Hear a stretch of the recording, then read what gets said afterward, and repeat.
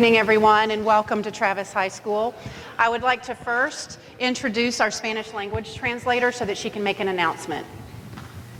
Good evening. Buenas noches. Si alguien necesita interpretación simultánea al español, tenemos el equipo de interpretación aquí sobre el escenario. Puedo bajar y entregárselos y lo pueden conservar, tener con ustedes hasta que se acabe la reunión al final del día. Tenemos también lenguaje de señas, están aquí abajo. Si alguien lo necesita, por favor, acérquense al frente.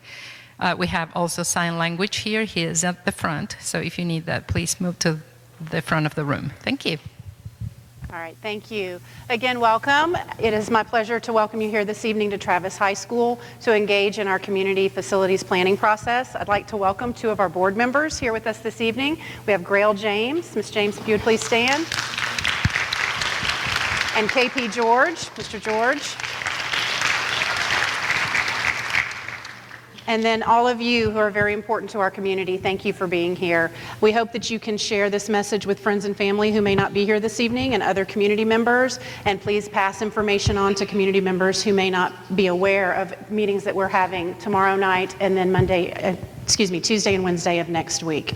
So it is very important that you're here because your feedback, your opinions, your worries, your concerns, your ideas matter in this process. And so we are not unaware that as we talk about facilities and we talk about ways to mitigate utilization in our school buildings, that brings up concern because everyone is very happy about where they're attending school and their school buildings and very connected to their communities, and that is a great place to be. And so as I was preparing for this evening and thinking back over the last few years and the planning processes that we've engaged in, I was thinking about how critical it is to be able to engage at this level and how important the voices of this district have been over time to our improvement processes, specifically within the last 5 years. As we started with the facilities master planning process in 2013, which led into a study of our attendance boundaries and feeder patterns and some rezoning to align those feeder patterns.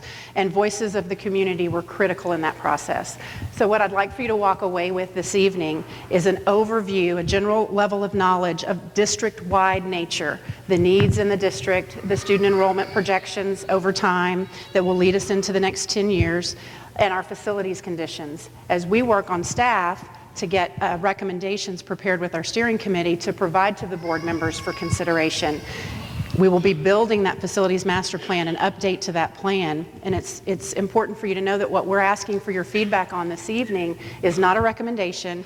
They are not proposals. This is not information that we're taking to the board to vote on at this point. These are ideas, concepts, options that we will take your feedback on and additional ideas around, because you may have feedback to tell us that you are in favor or not in favor of a particular option, but what we really need to know from you is for you to talk together and talk to our staff members who are here and our steering committee members who are here and generate some solutions that maybe the steering committee has not yet considered or that staff has not considered or been aware of. So that's really a very positive outcome of this type of an engagement process, is being able to talk to others in the community and generate additional or possible solutions that we can consider as we move to the next step, which is to draft recommendations. The steering committee will begin drafting recommendations to share with the board for consideration in May. And we have with us a consultant, Scott Leopold, this evening. He's from Cooperative Strategies. He will be sharing with you a lot of data, and he'll be sharing a lot more information about the process. We're going to be in here for a bit, and then with the information that he gives you and the tools that he gives you to provide feedback, we're going to reconvene out in the cafeteria, where you may have noticed there's some tables set up with maps and the feedback loop for you to be able to provide that feedback for any one of our feeder patterns. There's also going to be staff available and steering committee members available for conversations and feedback and kind of some Q&A and talk through those posters and those maps and charts and things that are out there. So come on down. If you're in the back, there's plenty of seating all around. Make yourself comfortable. If you need to exit, clearly follow the exit signs. There are restrooms out the back, and if you'll turn left when you go out of those main doors, you'll find some restrooms down that hallway. So again, thank you for being here and for engaging in this process, and I'm going to turn it over to Scott Leopold. I'm too far away from my computer.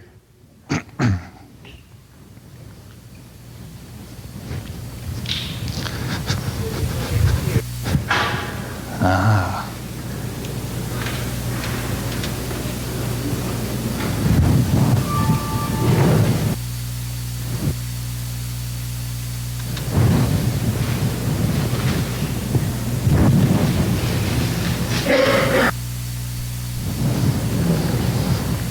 Okay, Good we're going to start evening, with this. and welcome to tonight's community meeting on facilities master planning. We truly appreciate you taking the time to join us and provide your feedback on how Fort Bend ISD can better utilize our facilities and serve the students of Fort Bend ISD while providing innovative programming and exceptional learning environments throughout the district.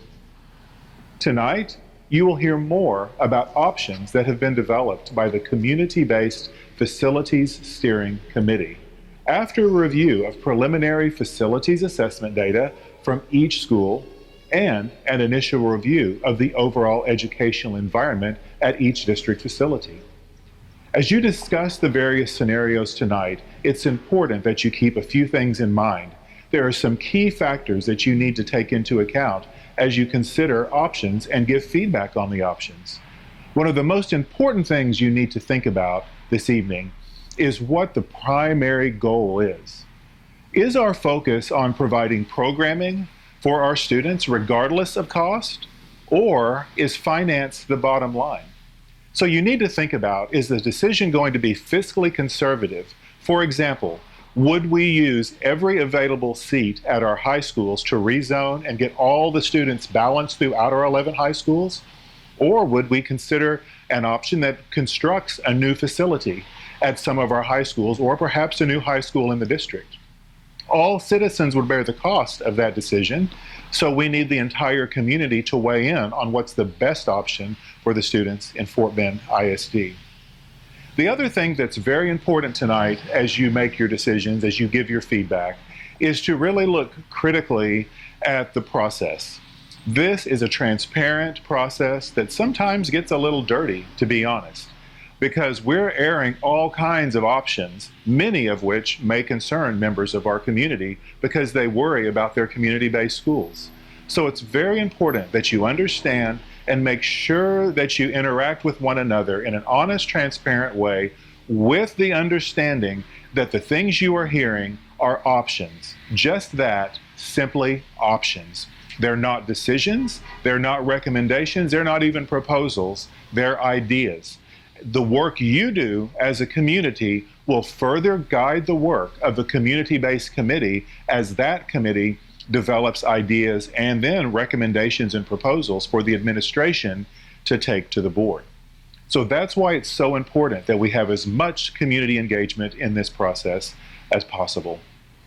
And with that in mind, the last thing I would ask you to make sure you consider as you do your work this evening is to make sure if you have a new idea, a fresh idea that you have not seen discussed anywhere in this presentation, please bring it forward. Share it publicly, put it in your notes, put it in your feedback.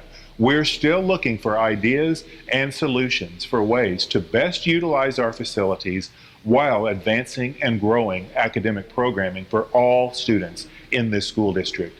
No idea is a bad idea, and all ideas will be given full consideration. And now it's time to get on with the work of the evening. You've got a lot to do. Again, I want to thank you for making time to be with us. In Fort Bend ISD, we believe in operating as a collaborative community, and your voice is important. Your ideas are important, and we thank you for your partnership and all you do to help support all students in Fort Bend ISD. Okay, again, as Beth introduced me, I'm Scott Leopold. I'm a K-12 facilities planner. That is all I do. I do these types of processes all over the country. I'm not an architect, I'm not an engineer. I have no vested interest in any bond work or construction or anything like that. This is my sole career path right now. Overall, this is the agenda for the evening. I'm going to go through the process briefly. I'm also going to go through a lot of background information. We have the PASA demographic update information. We've got some preliminary assessment data from PBK Architects. We've got some capacity information. We're also going to go through options by feeder pattern. And we also have some additional ideas that we've already begun to collect since we had initially presented this to the board last week. After we go through the feeder pattern options, we also have some overall district-wide high school options to go through. The primary purpose of this meeting is feedback. And so I want to get out of this room as quickly as we can and get you out talking about the options around the stations that we have set up. And so, again, I want to focus on the purpose of this meeting is feedback. This is our overall planning process. We had projects start up, it started a few months ago. Then we began going into data collection and analysis. We looked at the condition data, capacity data, facility condition data. We utilized the facility steering committee, and so everything we had kind of went through that facility steering committee and then through the board of trustees. We then established some educational frameworks. We had some community meetings in November. We talked about some big picture concepts and ideas around education. That information then went through the steering committee and the board of trustees. We had our community feedback, and then it kind of looped its way back in. Then we took that information and kind of used that as a framework to begin to develop options within the steering committee, and then it went presented to the board of trustees last week. And so here we are with community engagement in the process talking about options. And so this is a loop that we're working on. So we've had options that have gone through the steering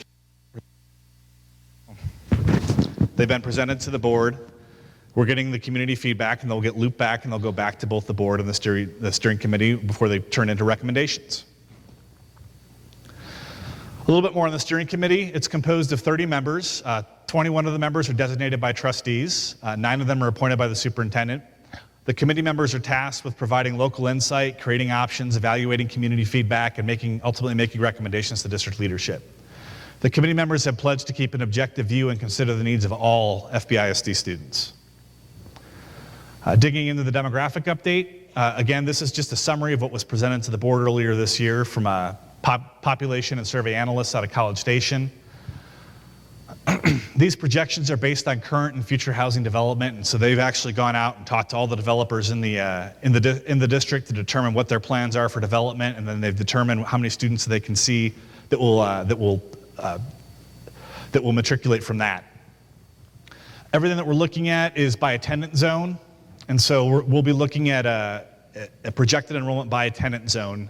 For this year and next year, we're looking at current enrollment, and then after 2018-19, it goes purely to attendance zone. What I mean by that is that when we're looking at a number that's a projected enrollment number for 23, 24, something like that, it's not going to include in and out transfers for academies or other kinds of special programs. And so I'll be sure to kind of echo that throughout this presentation. This is the parcels for sale map. This is one of the maps that they have in their large report. And what this is I kind of like to just kind of break the ice with this one, because this just shows us the land that's available. And if you notice, there's some areas in the district where we may have a lot of student population growth where we don't have a whole lot of land available. And so I just want to kind of bring that up now, because we'll come back to it later in the presentation. What these maps are, these are utilization maps. These show our current utilization for all of our elementary schools. And so the elementary boundaries are shaded in different colors that correspond to their utilization. The school board has policy FC Local, which determines that a facility is well utilized when its utilization is between 80% and 120%. And that's based on permanent capacity. And I'll go into that in more detail in a minute. But what these color shades mean is if it's in green, it means that we're in that threshold of between 80 and 120. And if it's pink or red, it's over 120. And if it's blue, those different shades of blue, it's going to be below 80. And so here's our current enrollment for elementaries. And then here's the projection for 22-23. And then the 10-year projection for 27-28. And this is just based on current capacity, permanent capacity, each elementary campus. Here's our middle schools, current utilization, 22-23 utilization, and then 27-28 utilization, the 10-year utilization. Here's our high schools, current utilization. Again, we've done a lot of changes on kind of this side of the district, and so it's kind of no surprise that we have all these facilities that are kind of in that green zone we want them to be. But then we have some underutilization at Marshall and Willow Ridge, and we're starting to get some overutilization at Ridge Point. So here's our 5-year projected utilization, 2022-23. Again, we're staying in the green over here, continuing in the blues, below 80%, and then much, over 140% in 22-23 for Ridge Point. And here's our 10-year projection. Again, continuing to exacerbate the issue here, and then more underutilization in these schools here. Next slides are just some preliminary facility condition information. PBK Architects has completed an assessment of facilities. There are 2 components to the assessment, a deficiency and life cycle assessment, and what this is this is an evaluation of the physical components of the facility. So we're talking about items like heating, ventilation, and air conditioning, roofing, electrical, plumbing, site, structural components. These are items that you're not necessarily going to see as you walk into a building. A lot of them are behind the walls. The second piece of this is an educational adequacy assessment. This is an evaluation of how well a facility aligns to the current educational specifications or standards. All of these deficiencies are also prioritized. Priority 1 are items that should be addressed and must be addressed in years 1 to 2. They're kind of those mission critical life safety issues, warm, safe, and dry. Priority 2 are those 3 to 5 year deficiencies. Those are items that we should address in the next 3 to 5 years. Priority 3, those are the 6 to 10 year deficiencies. They'd be nice to address. And priority 4 are long-term considerations that would need to be addressed after 10 years. We use a term called the FCI, or the Facility Condition Index, quite frequently throughout this process. And what this is this is the cost to address identified deficiencies divided by the replacement cost of a facility. For this process, the FCI is calculated by utilizing all of the priority 1 and priority 2 deficiencies, and then half of the priority 3 deficiencies. And so that's going to be a percentage that we have and a value that we have for each facility. Physical condition needs will be the primary driver for facilities actions, and so we're looking at the physical needs of the facilities before we're looking at adequacy. Once a facility is determined that it needs capital investment, as we start looking at what those renovation projects look like, that's when we would consider that educational adequacy. We're not using education as a driver like we are with the physical condition. Another little guideline that we have is the 2/3. The 66% guideline, and what this says basically is that if you've got a facility that has an FCI that's greater than 66%, it's often more cost effective to just replace the facility rather than renovate. Capacity. All capacity information that we're showing is based on permanent capacity and does not include any capacity from temporary buildings. All those maps that we just saw with the green, the blue, and the red, that's all based on permanent capacity, doesn't include any students in portable classrooms. We know that portable classrooms are a reality that we have to deal with when we have a growing district like Fort Bend. On all the data sheets that we have, temporary or portable building capacity is available, and it's found on the data sheet. So you can see it, but it's never added together. All the capacity data, again, is based on that permanent capacity. Utilization, simply this is the number of students attending or projected to attend a facility divided by the permanent capacity, and that's another percentage. And again, policy FC local dictates that we're considered well utilized when we're between 80 and 120% of that permanent capacity. And also that programs are portable and they can be moved around where there's room and excess capacity in the district. So now putting it all together, we've got a lot of information. We've got our capacity, we've got our enrollment, we have our condition. And so I found a way to put it all on one chart. The following slides show a time lapse of all facilities with their associated FCI utilization information over the next 10 years. Please note that the utilization figures for 17-18 and 18-19, they do include those transfers in and out. And so I'll point out specifically Quail Valley Middle School because it's a great way to illustrate it. But once we get beyond 2019-20, we're looking at just attendance zone population in these schools and not considering the programs. The FCI priorities are phased in year by year, just on an average. It may be a little different in actuality, but just for the purposes of this illustration, it'll be fine. I don't expect you to be able to read this. This is just to kind of give you an idea. What we've done is we've created an axis. So along the y-axis, we have utilization, going from 0 to 200%. And then on the y-axis, we have FCI. And so the worse the condition a facility is in, the higher its FCI, and the higher it's going to be on the chart. And then the more overutilized the facility is, it's going to be further to the right. The high schools are the big purple circles, the middle schools are the orange ones, and the elementary schools are the green ones. And all the circles are sized proportionately to the square footage of the facility. So it just gives you an idea of how large each of the facilities are relatively. We have our FC local threshold shown here, our 80%. And so below 80% is going to be on this side, and then 120%, which is overutilized, is going to be on this side.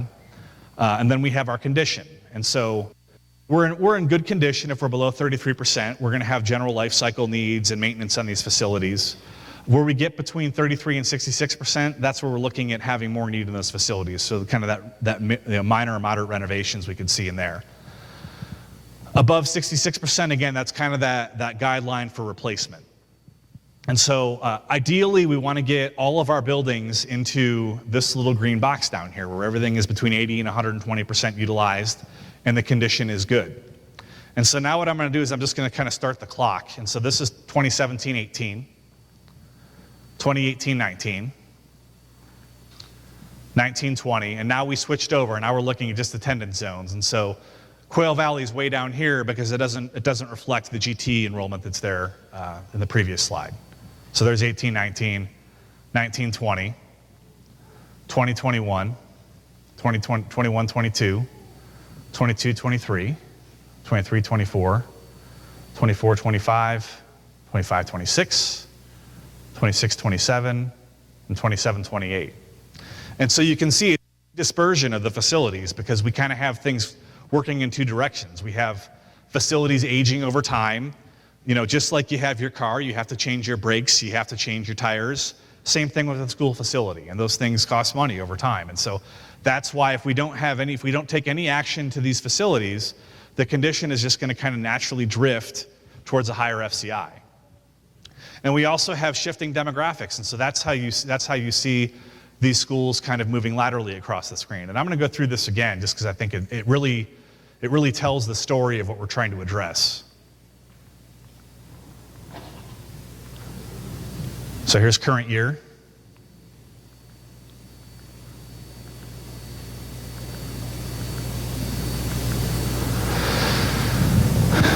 Okay, now I want to look at this because this is really the data that we're looking at. This is the 5-year FCI. I think it might be a little different. I think that this is taking 2/5 of that third priority, and for the FCI that you're seeing, it's actually half. And so Lakeview, in all the information you're going to see, it is north of the 66%. But you can see the issues that kind of rise to the top. And so the facilities that we have that we need to look at addressing the facility condition in, Meadows, Lakeview, Sugar Mill. You can see the facilities that we have that are kind of on the opposite poles for utilization. Willow Ridge, Marshall, Glover, Hunters Glen underutilized, and then Ridge Point, Palmer, Heritage Rose, Commonwealth, Ridge Point, Neal, Thornton, overutilized. And so this is just, again, a good way to kind of illustrate the issue. Once we have all these schools plotted in our graph here, we have a decision matrix that we do. And again, we want to get everything into that general maintenance bucket. And when we start to get into these other quadrants, we start to look at what are the possible actions. And just, for example, if we have a facility that is in good condition, but it is overutilized, actions that we can consider are an addition, rezoning students out of the zone to reduce enrollment to get it into the green area, moving a program out to get it into the green area. On the other end of the threshold, if we want to increase enrollment, we could rezone students in, or we could remove a program in. Looking at condition, the way that we remedy and bring things into the green box is we do additions, or we build new facilities, or we do renovations, and that brings them down vertically. Okay, so now I'm going to move on to options. We've finished at the back. First and foremost, I want to just reiterate, we've said this many times this evening, no decisions have been made. This is a preliminary set of options, and these options were presented to the Board of Trustees last week. These options are intended to generate conversation and gather feedback. The committee is not limited to these options as it develops recommendations, and the committee will evaluate all feedback and ideas. And so you'll see we already kind of have these idea parking lots that we started to build, where we're taking feedback from various different avenues, emails, phone calls, those types of things. We're putting the spaghetti up on the wall. We're making sure that we don't leave any stone unturned with this. And so you'll see idea parking lots out there on flip charts, and you'll see them in this presentation as well. And those are ideas that came to us after we developed the options and presented to the board. And in the survey, there's also a spot for you to provide your feedback on those options, or maybe suggest new ideas for the parking lots as well. Other considerations, I want to reiterate what Dr. Dupree said. Kind of put your Board of Trustees hat on and think about these issues that we have to address. What's the goal? Do we want to budget to provide programming for students regardless of costs? Or do we want to in order to reduce costs and save money? Consolidations, I just want to kind of get out in front of this one. You're going to see some options that have some consolidation or repurposing of facilities. This does not mean that a school is going to be closed up immediately. If facilities are vacated, they will likely be used as swing space for students while other schools are being constructed and renovated. Fast-growing districts like Fort Bend, this may be happening a lot because the last bond cycle we didn't have so many renovation projects. We had a lot more new construction and didn't have a need for swing space.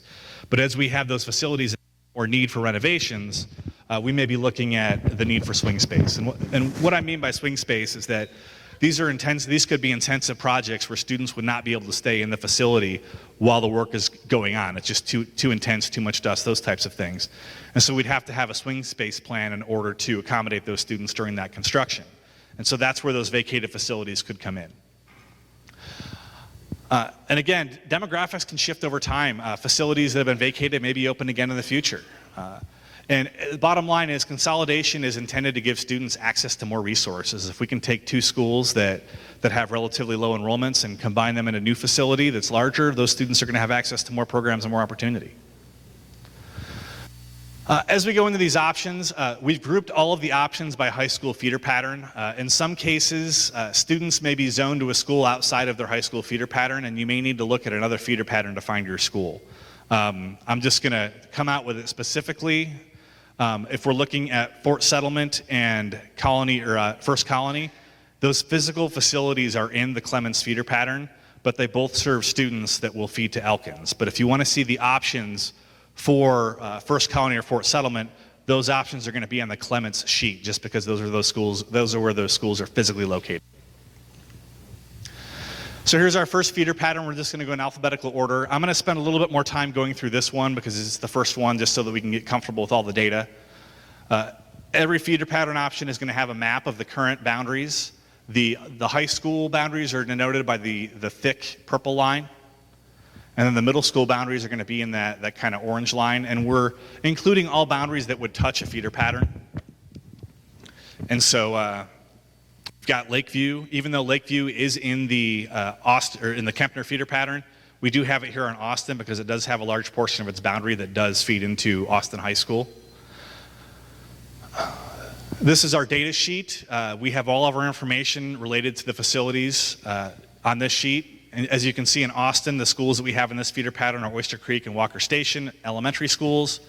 And then we have pieces of Madden, Holly, Fleming, and Lakeview that also feed. But the only two elementary schools that are physically located are Oyster Creek and Walker Station. We've got Garcia and Satartia Middle School, and of course, Austin High School. We've got year built, our square footage. Again, this is permanent square footage. Land acreage, our deficiency cost, and so that's going to be that priorities 1 and 2 and half of 3. Our FCI and life cycle deficiency percentages, and again, that's what we alluded to in the slides before.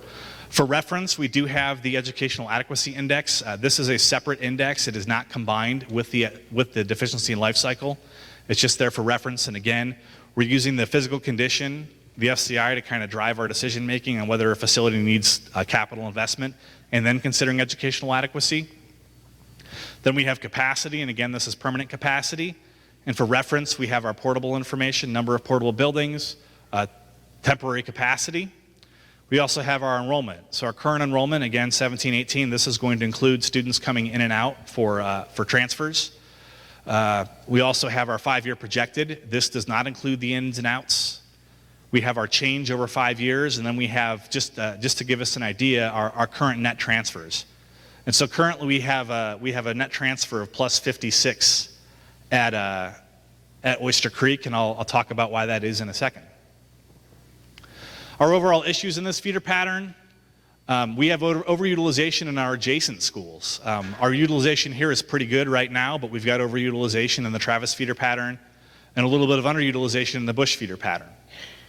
We do have a feeder pattern split, and what I mean when I talk about a feeder pattern split is that's when one elementary school feeds to 2 or more middle schools. Ideally, we'd like to have every elementary feeding into one middle school, and then the one middle school is feeding into one high school, but it's not always going to work based on where the buildings are positioned and how many buildings we have. When we did our feeder and boundary process in the 14-15 school year, we've greatly reduced the number of feeder splits in the district, and we try to get into whole school splits as much as possible. And when we're talking about 100% feeder or a whole school split, I think the best illustration for that is going to be Satartia. Satartia does split 3 ways, but they are whole school splits. And so we have roughly a third of Satartia going to Travis, and those are the Brazos Bend students.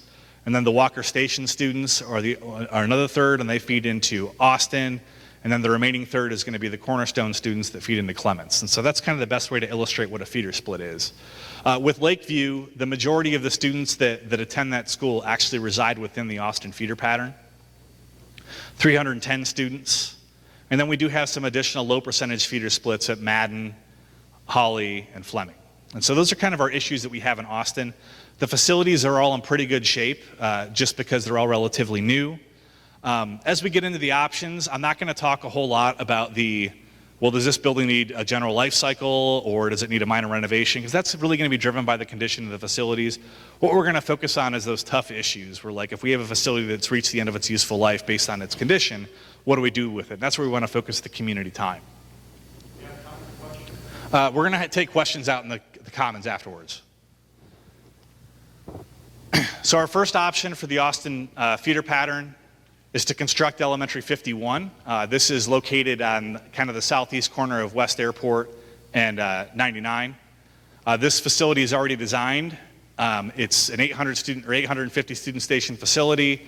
Just the funding for it is yet to be determined, whether it'll be general fund or future bond money. Perform renovation and life cycle replacements on other facilities based on identified needs. Other considerations, consider rezoning. You know, we're going to have to rezone anyway when we open 51, and when that capacity comes online, it may not necessarily be enough to address all of the capacity issue, the overutilization at Travis or in the Travis feeder pattern. So we may want to look at a scenario that looks at utilizing some of the underutilized schools in the adjacent feeder pattern to better utilize those schools and then relieve the overutilized schools. This map just gives us just a visual of what the actions are, and so the blue is the new school. Kind of that olive color is the life cycle replacements. You can get the overall cost in this area, $57 million, and again, that's to address all those issues. The majority of the $57 million is going to be the new cost of Elementary 51. The other ones would be renovations and life cycles. So parking lot ideas. These are just ideas that kind of came in after we had our original board presentation. So one idea for this one is to consider constructing Elementary 51 with the classroom addition, which would increase the capacity to over 1,000 students. The idea is we already have the construction crew, we're building it, let's put the addition on it then. And so when we move out into the Commons to talk about this, we're absolutely would like you to give us some more ideas to address issues in this feeder pattern as well. Moving on to Bush. I'm not going to go through all this.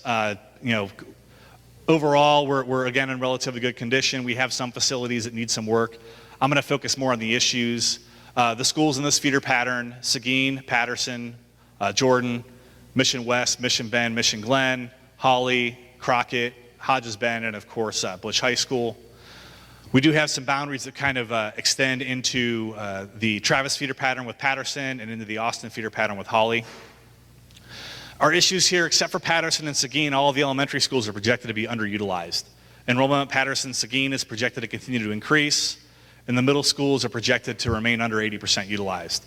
Patterson does split between Bush and Travis starting at middle school, and Holly splits between Bush and Austin starting at middle school. So our options for this, again, just very simply perform renovation and life cycle replacements on facilities based on needs. Consider rezoning students from overutilized schools in adjacent feeder patterns, Travis, to underutilized schools in this feeder pattern to, again, better utilize those schools and keep us within those FC local parameters. We don't have any parking lot ideas, but we're open for business. Okay, moving on to Clements. Schools in this area: Cornerstone, Colony Meadows, Commonwealth, Colony Bend, Settlers Way, Austin Parkway. And again, it should be noted that Settlers Way and Austin Parkway and Commonwealth all do extend into the Elkins feeder pattern. Utilization at Commonwealth is projected to remain over 120%. Colony Meadows is projected to remain over 120%. Utilization at Fort Settlement is currently below 120, but is projected to reach 120 within 5 years. Remember that first map I showed with all that land not for sale in this area? There's no land for sale in this area, and so this is not going to be an area that we can necessarily build our ways out of. Looking at our first option, consider some additions on Commonwealth, Colony Meadows, Austin Parkway, and Settlers Way, and then rezone within to balance enrollment, and consider life cycle replacements on the other facilities. Some other considerations, all the elementary sites in this area are relatively small, and increasing capacities of these buildings may limit some play areas and increase overall traffic in the area. Additional capacity can be used to relieve Sullivan. So if we build some more capacity at Settlers Way or Austin Parkway, that could be used to help relieve Sullivan, which is in the, we'll get to that when we get to the Elkins feeder pattern. Elementary option 2. What this does is this was kind of an out-of-the-box idea. This concept was to consider conversion and reuse of the administration annex on Sweetwater, and that's right here. Actually, no, it's right here. Here it is. This could serve as a standalone facility, or it could serve as a K-1 facility that feeds a couple of different elementary schools in the area. Again, that was just kind of an idea, kind of out of the box. And these don't necessarily have to be taken in entirety. We can have a couple additions from option 1, and we can consider this an option 2, and you can comment on that on the survey when we get there.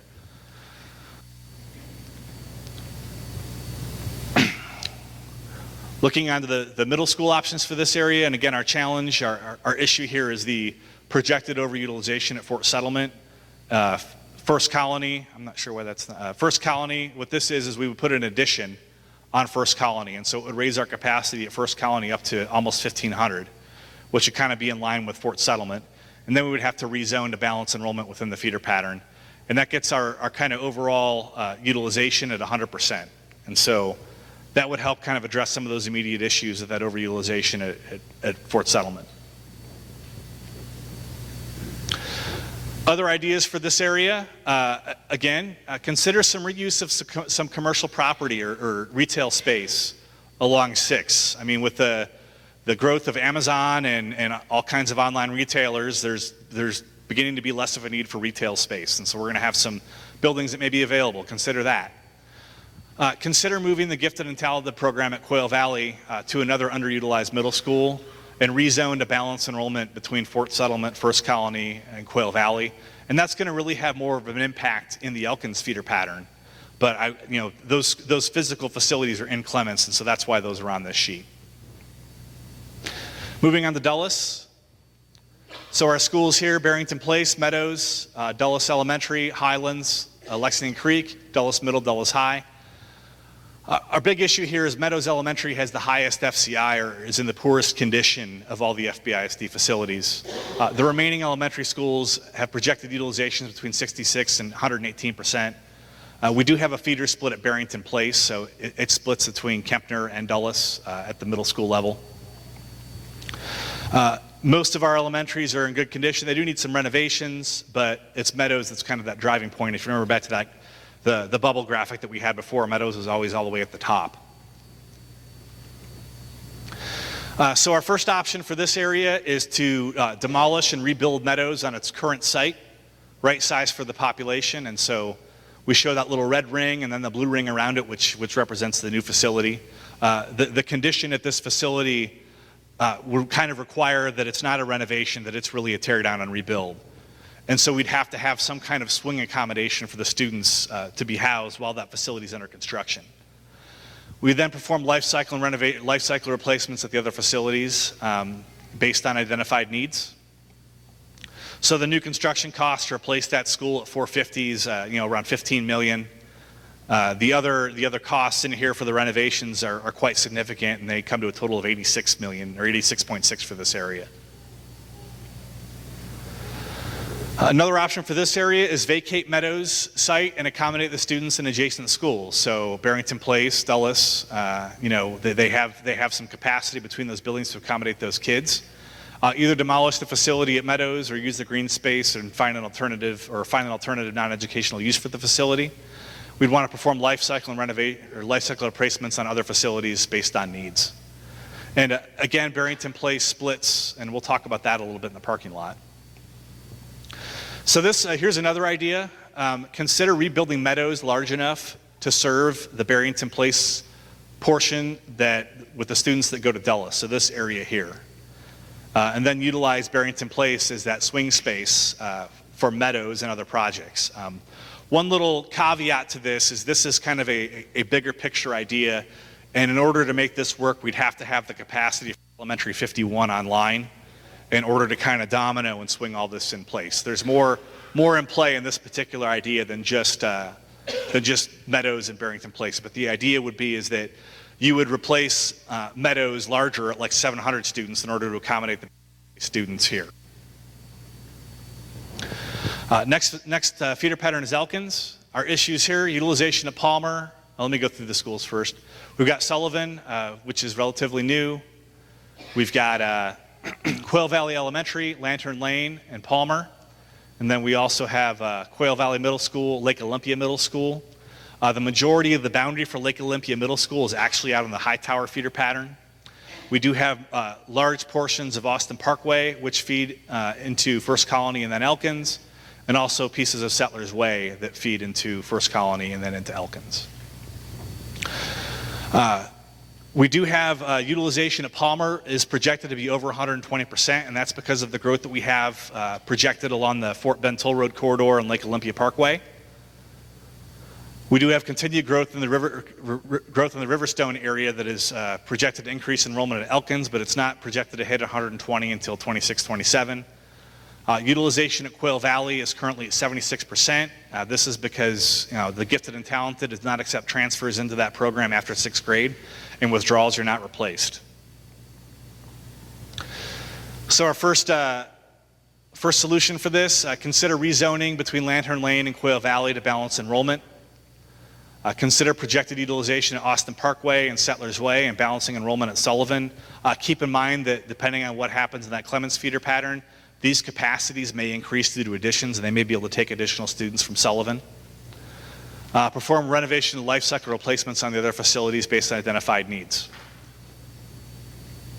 Our next option, another consideration with this, we do have a new school along the Lake Olympia Parkway, Fort Bend Toll Road corridor in the Hightower feeder pattern that would address the overutilization of Palmer. And so we're not forgetting about that, it's just it could be addressed in another feeder pattern. Next option for this area, build an addition on Palmer. Consider rezoning between Lantern Lane and Quail Valley, and then again consider balancing enrollment between Austin Parkway, Settlers Way to relieve Sullivan. Okay, looking at middle schools, consider expanding the GT program at Quail Valley to try to find a way to draw more students away from those overutilized schools like Fort Settlement into those underutilized schools, and then again perform life cycle and renovation projects on the remaining schools, so Lake Olympia, Quail Valley, Elkins. Some parking lot ideas in this area. Consider moving the gifted and talented program at Quail Valley to another underutilized middle school. Rezone to kind of balance enrollment between First Colony, Fort Settlement, and Quail Valley. And again, this would have to be a dedicated process. We're not talking about any boundary changes next year. This is just, hey, we've got 3 schools that are in this feeder pattern. Let's look at balancing that enrollment between 3 of them so we don't have to add actual space. Consider addressing the Lake Olympia Parkway, that growth over here, Fort Bend Toll Road, with additions at both Parks and Palmer instead of building a new school in the area. And so adding on to both of those schools to accommodate that growth. Last one we have here, consider converting Lake Olympia Middle School into an early college high school. Rezone students to Quail Valley Middle School, but we'd have to have the gifted and talented academy would have to go somewhere else. When we're talking about a early college high school, this would kind of replace all of the academies that are distributed through all of the high schools. So we'd have one dedicated school that doesn't have a boundary.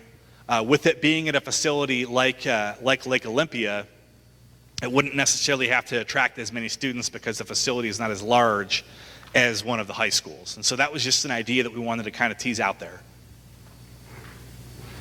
Hightower, so our schools here, Parks, Goodman, and Burton, and Hightower, we don't have a middle school within this attendance area. The middle school that serves this area is Lake Olympia, and it's outside of the Hightower boundary. Hightower would be the only high school that does not have a middle school within its boundary. And we do have a split at Palmer between Hightower and Elkins. Looking at this area, our first option, construct a new elementary school to relieve Parks in the Lake Olympia Parkway, Fort Bend Toll Road corridor in here. Perform renovation life cycle replacements on the other schools. This school can also provide relief for Palmer, Elkins, the feeder pattern we just talked about. Some parking lot ideas for this. Consider addressing, again, the Lake Olympia, that growth in here with additions at Palmer and Parks rather than the new facility. And then that same option with considering the early college at Lake Olympia Middle School.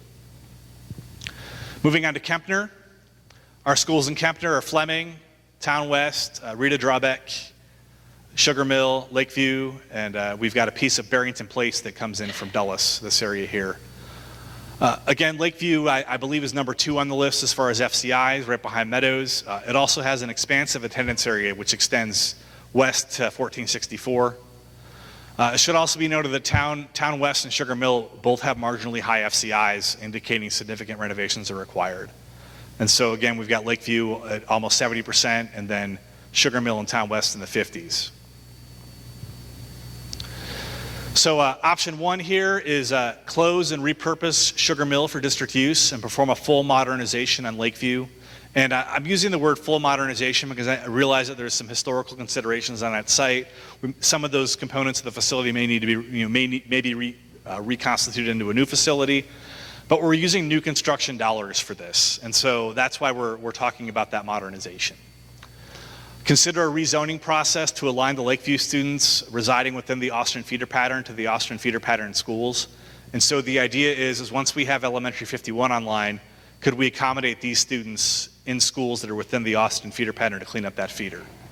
And so that would leave us with less students to serve within the Kempner feeder pattern. And I believe the majority of students that attend Lakeview are in this area over here, 310 students. We'd perform life cycle replacements on other facilities based on identified needs. And then Sugar Mill would be closed. So here's kind of the flip of that option. Close and repurpose Lakeview for district use. Perform a major renovation on Sugar Mill. And so Sugar Mill would accommodate those students in Lakeview right around that area.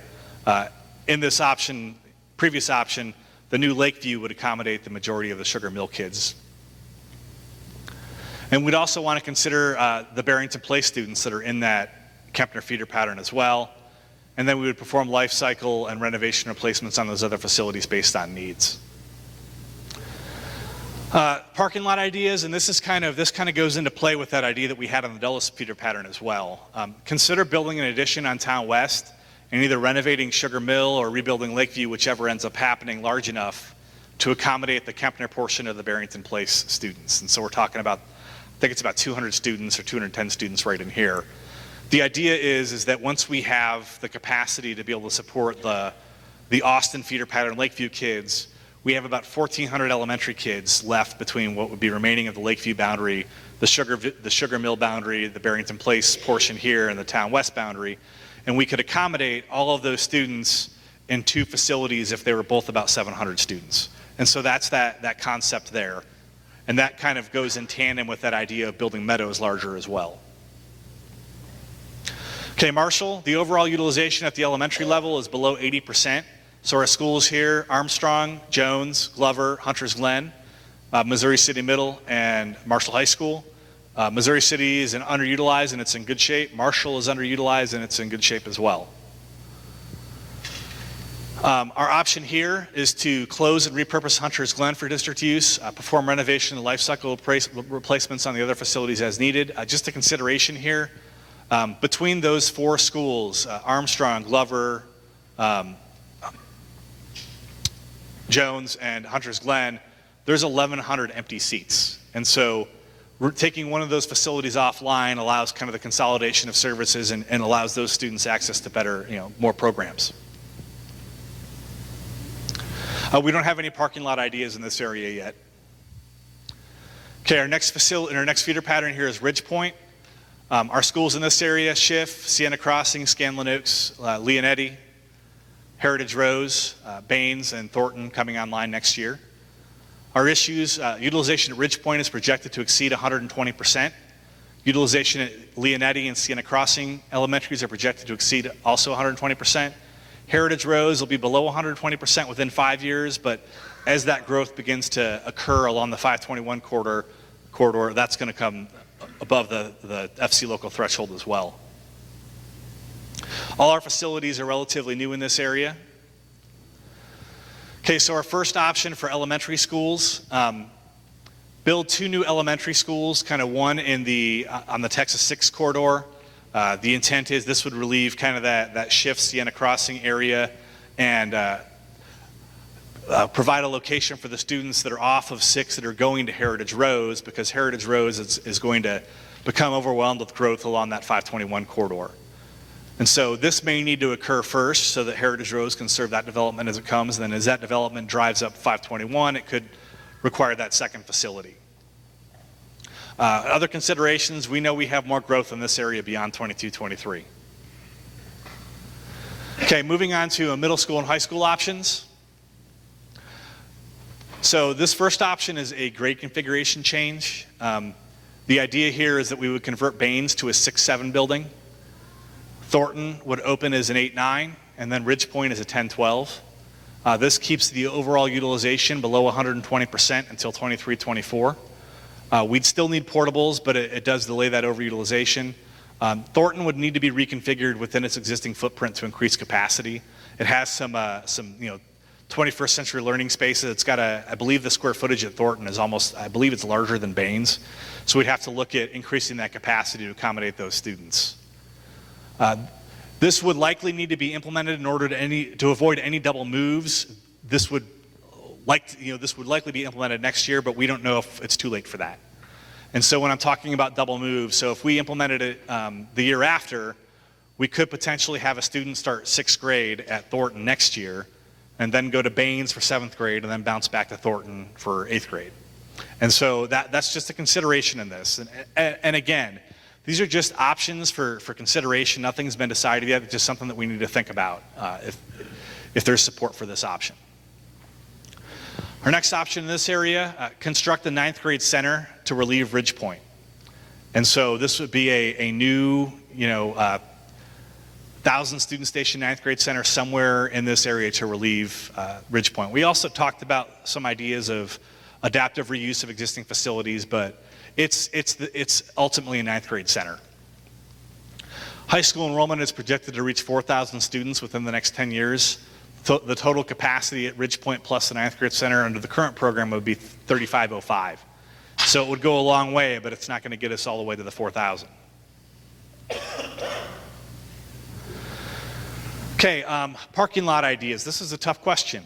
If a 9th grade center is not an option because we have additional capacity elsewhere in the district, would you rather see a rezoning process to redistribute Ridge Point High School students to the other schools, or a programmatic change at Ridge Point like a split shift or a double shift schedule to accommodate students? So you'd have half the students going to school on an AM shift and half the kids going to school on a PM shift. There's challenges with that, but this is a would you rather question. Okay, moving on to Travis.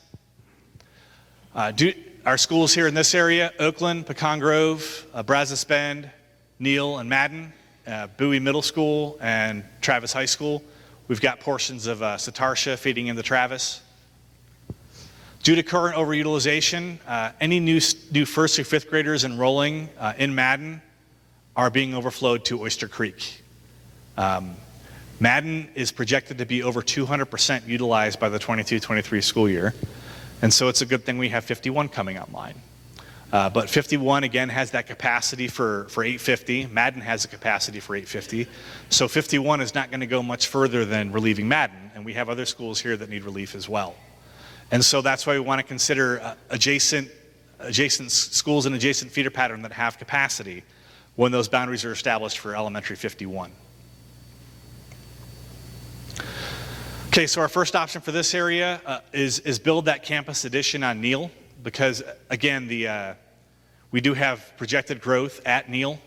Neal's going to be over 120%, and we don't think that we're going to be able to get enough out of 51 in order to relieve Neal. And so the idea is let's put the addition on it.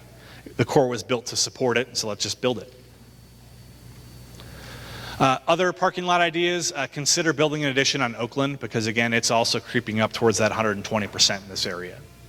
But the majority of the relief for this area is going to come from the Austin feeder pattern in the form of elementary 51.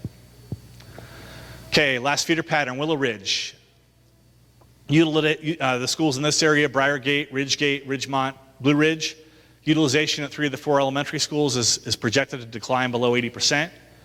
Blue Ridge, Briargate, and Ridgemont have FCIs that all exceed 50%. McAuliffe is projected to remain underutilized, and Willow Ridge is projected to remain underutilized. So our first option in this feeder pattern, major renovation at Ridgemont to create a PK1 building focusing on early literacy. All of the students in this feeder pattern would feed into that building. Build a new 2 through 5 building on the Shadow Creek Ranch site, and then close and repurpose Blue Ridge, Briargate, and Ridgegate. And so all of the students would essentially be in the same building by grade in that entire feeder pattern, PK12. Option 2, major renovations at Briargate, Ridgegate, and Ridgemont. Close and repurpose Blue Ridge. Again, this is just a consolidation that helps us get more resources into those classrooms and takes a facility that's kind of close to that 66% offline. We don't have any other parking lot ideas in this area yet. Okay, now moving on to just some overall high school issues. A lot of them were addressed just based on life cycle replacements.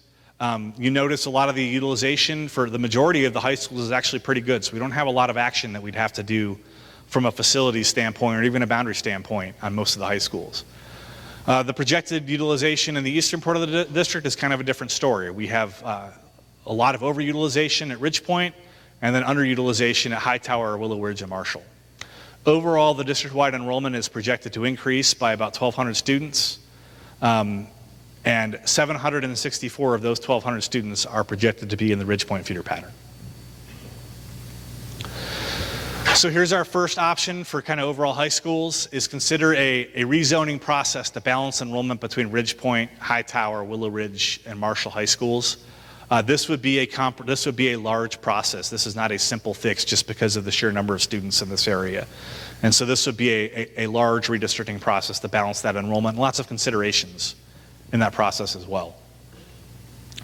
Option 2, we would convert Marshall High School to that dedicated early college high school, which would replace all current academy programs distributed among all schools. And again, this is not going to be an academy high school. This is going to be an early college, and so there would be dual credit opportunities for students in this tract as well. We then have to rezone to balance enrollment because Marshall would no longer have an attendance zone, and so that would be another kind of comprehensive rezoning effort between all these schools in this area.